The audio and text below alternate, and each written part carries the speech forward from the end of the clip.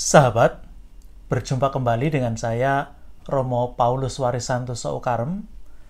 Kita masih dalam seri pendalaman iman Katolik Pikat. Kali ini kita ingin mendalami sosok yang boleh dikatakan misterius. Maka kita mau menguak misteri Maria Magdalena tentang kisah dan kasihnya. Kemarin kita sudah melihat sekilas seperti apa gambaran beliau. Jadi pengantar ketika dia dan beberapa orang dibuang ke Perancis Selatan. Nah, sekarang kita akan melihat dari sudut kitab suci.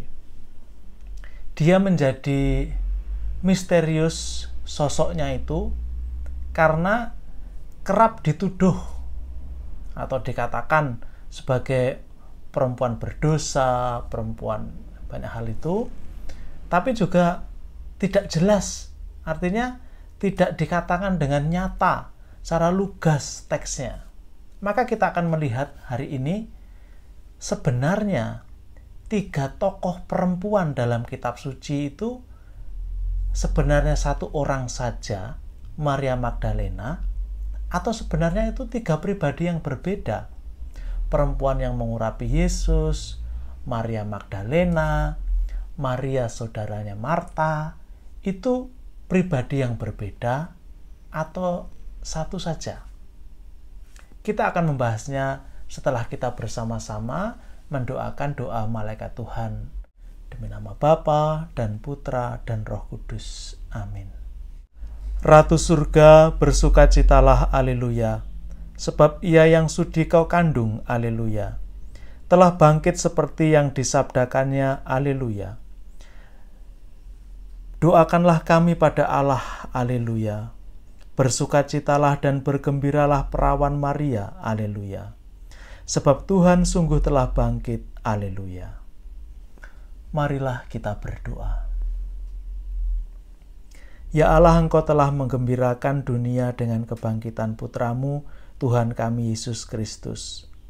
Kami mohon perkenankanlah kami bersukacita dalam kehidupan kekal bersama bundanya, perawan Maria. Demi Kristus, pengantara kami. Amin. Demi nama Bapa dan Putra dan Roh Kudus. Amin. Sahabat, kita kembali ke bahasan kita, yaitu mengenai Santa Maria Magdalena, tokoh yang mencuri perhatian banyak orang. Sosoknya dikaitkan dengan Yesus. Ada yang menulis cerita, novel, dia memiliki affair, hubungan yang tidak sehat dengan Yesus. Nah, siapa sebenarnya perempuan ini? Dalam kitab suci, yang mana yang benar-benar adalah Santa Maria Magdalena? Nah, ceritanya ini cukup misterius dan ada banyak teka-teki menyelimutinya. Salah satunya adalah kisah mengenai perempuan yang mengurapi kepala Yesus dan kaki Yesus, membasuhnya dengan rambutnya, diurapi dengan minyak yang sangat mahal. Maka penyelidikan kita, kalau boleh dikatakan gitu ya, kita mengulik siapa itu Maria Magdalena. Dari kisah ini ada beberapa pertanyaan. Jadi misalnya gini pertanyaannya, yang mengurapi Yesus itu siapa? Kitab suci mengatakan, nanti kita akan baca ya teksnya, saya hanya ungkap singkat saja sekarang. Kitab suci menyebutkan bahwa dia perempuan yang dikenal sebagai pendosa. Nah, apakah perempuan ini adalah Maria Magdalena? Apakah perempuan ini adalah Maria saudarinya Marta? Atau orang lain? Nah, ini menarik. Jadi bahasan mengenai kemisteriusan Maria Magdalena itu bisa dipecahkan dari misteri ini. Maka mari kita lihat situasinya. Jadi pengurapan sendiri itu juga menjadi seperti apa ya? Misteri. Yesus diurapi berapa kali sebenarnya? 2 kali atau 1 kali? Jadi 1 kali menjelang kematian, seperti Yesus sendiri mengatakan, biarlah ini menjadi pengurapan sebelum penguburanku. Atau ada peristiwa lain. Kalau memang ada peristiwa lain kan bisa, memang yang pengurapan pertama itu dilakukan oleh orang lain, yang kedua oleh orang lain lagi. Ya, banyak hal bisa begitu. Tapi mari kita lihat teks kitab sucinya. Jadi nanti kita coba cari kemiripannya di mana, kita ketemunya di mana, gitu ya. Kita mulai dari Injil Lukas. Seorang Farisi mengundang Yesus untuk datang makan di rumahnya. Yesus datang ke rumah orang Farisi itu, lalu duduk makan. Di kota itu ada seorang perempuan yang terkenal sebagai seorang berdosa. Ketika perempuan itu mendengar bahwa Yesus sedang makan di rumah orang Farisi itu, datanglah ia membawa sebuah buli-buli pualam berisi minyak wangi. Sambil menangis, ia pergi berdiri di belakang Yesus dekat kakinya, lalu membasahi kakinya itu dengan air matanya dan menyikanya dengan rambutnya. Kemudian ia mencium kakinya dan meminyakinya dengan minyak itu. Saya baca sampai di sini aja, cerita berikutnya Anda bisa baca sendiri. Dari sini yang bisa kita lihat adalah bahwa Yesus diundang oleh seorang Farisi. Jadi di mana tidak tahu. Hanya dikatakan di kota itu ada seorang perempuan yang terkenal sebagai pendosa. Penggambarannya itu nggak jelas ya. Jadi di kota mana, namanya yang mengundang siapa, tidak jelas. Jadi yang dikatakan di kota itu seorang Farisi mengundang Yesus, lalu ada perempuan berdosa. Ini teks dari Lukas. Sekarang coba kita lihat teks dari Matius. Ketika Yesus berada di Betania, di rumah Simon si kusta, datanglah seorang perempuan kepadanya membawa sebuah buli-buli pualam berisi minyak wangi yang mahal. Minyak itu dicurahkannya ke atas kepala Yesus yang sedang duduk makan. Jelas di sini ya, di mana Yesus sedang makan? Di Betania. Jadi tempatnya di Betania, di rumah Simon. Jadi pemilik rumahnya Simon si kusta. Lalu bagaimana perempuan itu mengurapi? Jelas yang diurapi kepalanya. Kepala Yesus, lah kemudian nanti mungkin karena minyaknya masih tersisa, dipakai juga untuk mengurapi kakinya. Nah, itu dari Matius. Dari Markus kemudian kita akan melihat Markus bab 14 ayat 3. Ketika Yesus berada di Betania, di rumah Simon si kusta, dan sedang duduk makan, datanglah seorang perempuan membawa suatu buli-buli pualam berisi minyak narwastu murni yang mahal harganya. Setelah dipecahkannya leher buli-buli itu, dicurahkannya minyak itu ke atas kepala Yesus. Nah, jadi ada tambahan di sini. Jenis minyaknya minyak narwastu. Tetapi tempat yang punya rumah juga sama dengan Matius, yaitu di Betania dan di rumah Simon si kusta. Nah, ini datanya. Lalu sekarang terakhir kita lihat dari Injil Yohanes. 6 hari sebelum Paskah, Yesus datang ke Betania, tempat tinggal Lazarus yang dibangkitkan Yesus dari antara orang mati. Di situ diadakan perjamuan untuk dia dan Marta melayani. Sedang salah seorang yang turut makan dengan Yesus adalah Lazarus. Maka Maria mengambil setengah kati minyak narwastu murni yang mahal harganya, lalu meminyaki kaki Yesus dan menyekanya dengan rambutnya. Dan bau minyak semerbak itu di seluruh rumah itu. Sekarang agak berbeda. Jadi Yesus diurapi, tapi bukan di rumah Simon, tapi di rumah Marta. Jadi 6 hari sebelum Paskah. Dan minyaknya minyak narwastu, sama yang mengurapi Maria, saudarinya Marta. Nah, dari 4 Injil kan cukup jelas. Jadi kurang lebih, apakah pengurapan ini hanya sekali saja atau 2 kali? Jadi di rumah Simon dan di rumahnya Marta. Atau bahkan 3 kali. Karena Lukas tidak jelas.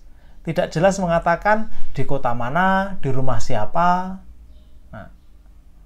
Nah, situasi ini memang menarik. Jadi untuk mengetahui. Karena di Injil Lukas diceritakan perempuan yang mengurapi itu dikenal sebagai pendosa. Jadi di kota itu dikenal sebagai pendosa. Tidak jelas dosanya itu apa gitu ya. Karena dia tinggal di wilayah orang-orang Yahudi. Mungkin saja kalau dia tidak menjalankan hukum dengan baik sudah akan dicap pendosa. Atau juga kalau kita melihat pemungut cukai juga pendosa. Jadi nggak jelas, tapi hanya capnya itu pendosa. Ini dari kasus pengurapan. Lalu kita bertanya, mengapa kok Injil ini tidak jelas gitu loh? Mengapa tidak memberi keterangan dalam menuliskannya? Misalnya keterangan seperti siapa, di mana mereka, kapan melakukannya, bagaimana melakukannya. Keterangan-keterangan yang sederhana itu loh. Seperti kalau orang menulis berita. Tetapi kita harus mengerti bahwa penulis Injil ini bukan wartawan. Dan mereka tidak sedang menuliskan berita, laporan khusus, siaran langsung, tidak. Tapi mereka mau menyampaikan warta iman. Dan yang menjadi pusat di situ bukan perempuan, bukan orang-orang, tapi Yesus. Yang menjadi pusat pewartaan adalah Yesus. Dan orang lain itu yang ada di sekitarnya memang menjadi pelengkap. Nah, sekarang kita mau melihat orang-orang yang berada di sekitar Yesus itu. Kita berusaha mencari dan menemukan siapa kira-kira mereka. Nah, bagaimana kita menyimpulkan? Sebenarnya, kita menyimpulkan sejenak di sini. Maria Magdalena itu adalah bukan Maria saudaranya Marta, bukan perempuan berdosa, atau mereka ketiganya itu adalah satu. Yang boleh kita simpulkan secara sederhana, Maria Magdalena itu adalah perempuan yang berbuat baik. Dia begitu mencintai Yesus karena dia pernah disembuhkan oleh Yesus. Dulu hidupnya mungkin kurang baik, tapi sejak perjumpaan dengan Yesus, hidupnya berubah. Dan dia mau menjaga relasi yang baik dengan Yesus itu. Maka beberapa teks kitab suci yang boleh kita ambil, misalnya ketika Maria Magdalena mendampingi Maria Bunda Yesus berdiri di bawah kaki salib, atau ketika dia mengunjungi makam pagi-pagi buta dan mendapat penampakan dari Yesus. Ini adalah beberapa bagian yang harus kita ingat kalau kita mengenang Maria Magdalena. Bahwa perempuan ini adalah perempuan yang berbuat baik, melakukan sesuatu yang indah, melaksanakan kebajikan-kebajikan sebagai bentuk cintanya kepada Yesus. Ini yang mesti kita lihat daripada kita sibuk menghakimi atau mengadili, oh Maria Magdalena perempuan berdosa. Yang harus kita ingat, inilah Maria Magdalena yang oleh banyak orang disebut rasulnya para rasul. Dia yang diutus oleh Yesus untuk memberitahu kepada para murid, beritahukanlah saudara-saudaraku untuk pergi ke Galilea, aku menunggu di sana.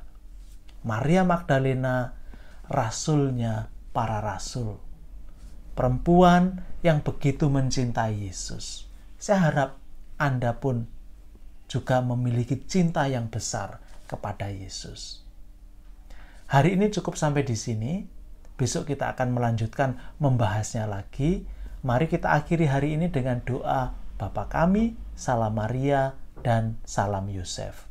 Demi nama Bapa dan Putra dan Roh Kudus. Amin. Bapa kami yang ada di surga, dimuliakanlah namamu, datanglah kerajaanmu, jadilah kehendakmu, di atas bumi seperti di dalam surga.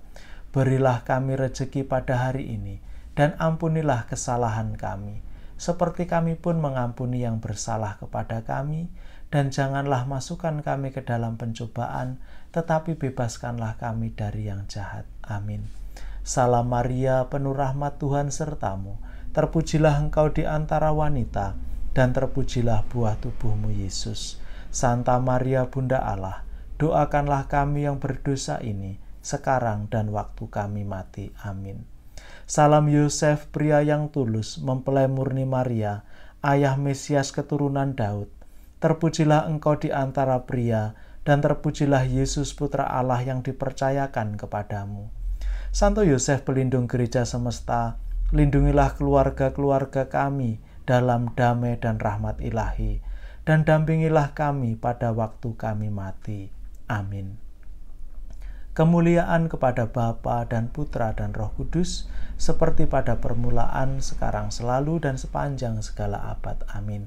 Terpujilah nama Yesus, Bunda Maria, serta Bapa Santo Yosef, sekarang dan selama-lamanya. Demi nama Bapa dan Putra dan Roh Kudus. Amin.